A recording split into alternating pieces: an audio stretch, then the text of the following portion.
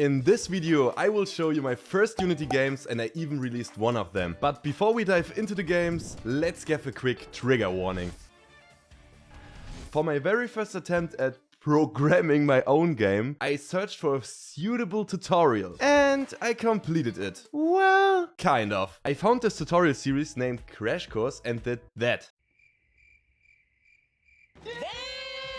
I mean, what is this?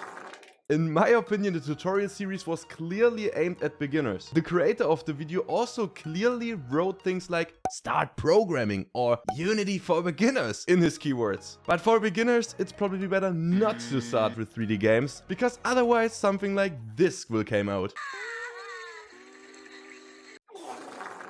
When I realized that I learned absolutely nothing, I had the choice of buying this super duper awesome complete course for almost 100 euros, which was advertised at the end of every video, or to search for a new suitable tutorial series. Seriously, this dude is selling complete courses with a ridiculous 35 videos. From a complete course, I expect more than 35 videos. That probably doesn't even compare to his thousands of a complete course. Secondly, he's asking for almost 100 euros for that. Honestly, this guy probably looks like this today.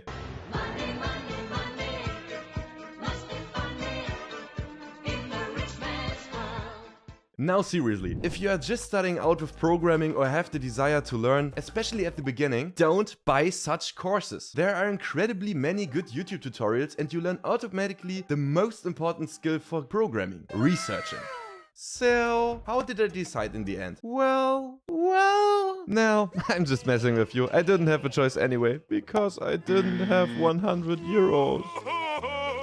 Anyway, I hadn't learned anything at all and turned to a new, really good tutorial, for which I'm incredibly grateful to the creator to this day. In my eyes, this tutorial was my first real game programming tutorial. The game is a super simple breakout game where you control a bouncing ball with a small pedal at the bottom, the player, and break the bricks above. The goal is to destroy all the bricks without letting the ball fall to the ground. Honestly, I actually think this game is cool, but then again, it was just a tutorial that I copied one by one. But I still learned a lot of basics and I ended up with a finished game. And to not feel completely useless, I even programmed something on my own. I added the somehow really fitting and chill background music and even the sound whenever the blocks burst. Please YouTube, don't strike me for the definitely not royalty-free music. For you, this is probably meaningless. But after finishing the game and even adding something on my own, I was so proud of myself that I showed it to my parents. Okay, wait a second. In my defense, I told them the whole truth. So, they knew it was a game from a tutorial and not made by me. And the crazy thing was, they actually liked it. They even had fun playing the game, competed against each other, and wanted to be better than the other. Seeing other people having fun playing my game made me so happy that I somehow became addicted programming games. So, what did I do next? Right, the next tutorial series. Wow, he is super dumb. This tutorial series is super famous and might even be known to some of you. At the end, you had this super cool cozy game.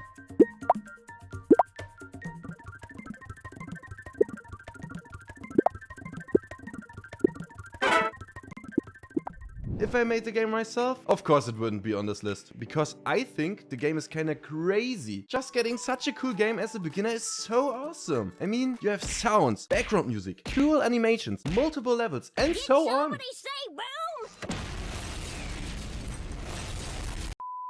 Next, I tried out creating my first original game. And this is the game I always dreamed of. I didn't actually have a crazy 26D multiplayer first-person shooter with 8K graphics as my dream game. Instead, this one.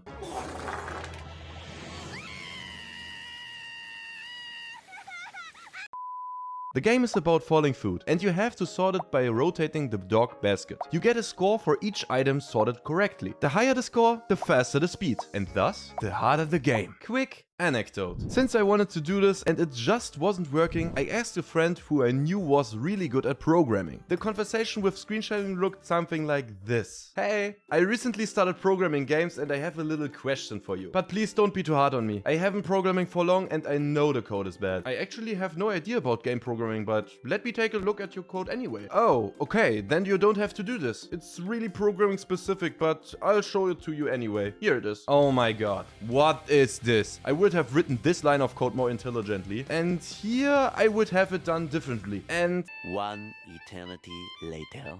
I will send you these 10 videos on how to write cleaner code. Oh, okay. Thank you. I have to go offline. Bye. This conversation wasn't even a joke. I felt like he wanted to show me how good he is without solving my problem. After the conversation, I felt incredibly bad and depressed and knew less than before. It took me weeks googling back and forth, but in the end it was super easy and it only cost me about 2 lines of code. So I had completely finished my game. And what did I do? Of course I uploaded it directly to Google Play. Here comes the money. Here we go. Money talk. Here comes the money.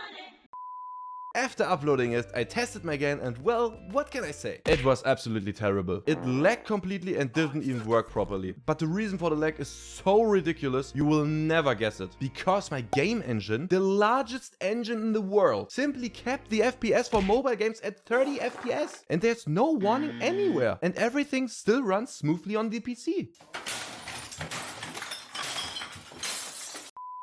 When I figured it out myself, I corrected and discovered everything myself too. After uploading the game, I even continued working on the game. Now you have 3 lives and can collect more. And there's a second really difficult level that you can unlock once you reach a score of 50. Anyway, the important questions that came up now. Am I rich now? And how famous am I now?